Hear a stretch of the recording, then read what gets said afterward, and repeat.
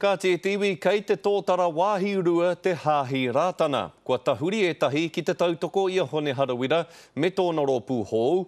Engari hei tā te amorangi o te hāhi a waka pāma, kāre te hāhi e tautoko ana i a harawira nā te mea kei te ora tonu te whakaaetanga i Wainganui i a rātana me te rōpū reipa. Mā te tangi o te pere ngā mōrehu e whakakotahi.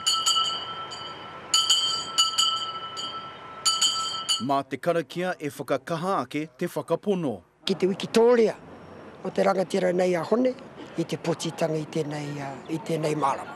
Ko tahi wiki e toi ana ki te rā nui i putai e nei kai tautoko i a hone harawira ki runga i ngā huarahi o Tāmaki Makaurau.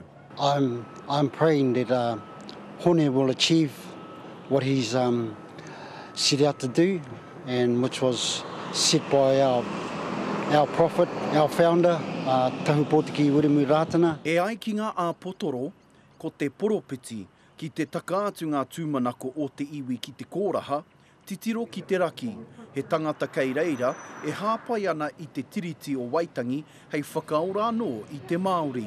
Nā hone te kai kōrero, te māngai mo tērā take.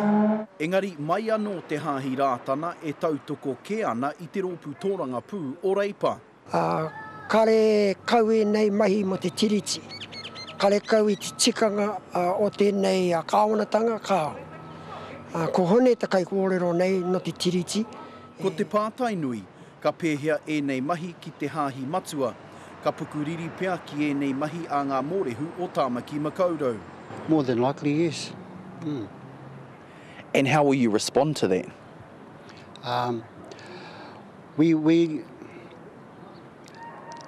pray from the Lord that the things that we achieve will happen. Hei tā te heamana o te hāhi a waka pāma, kāore rātou mo te tautoko i a harawira. Hei tāna anō, kei te ora tonu te whakaaetanga i Wainganui i a rātana me te rōpū reipa. Roihana Nuri, Te Karere.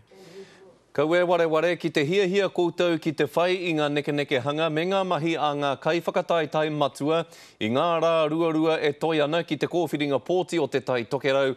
Hono mai ki tā mātou whārangi ipurangi kia ki te iho ai koutou i ngā kōrero o te wā mō rātou me a rātou kōrero anō hoki e pāna ki tēnā kaupapa.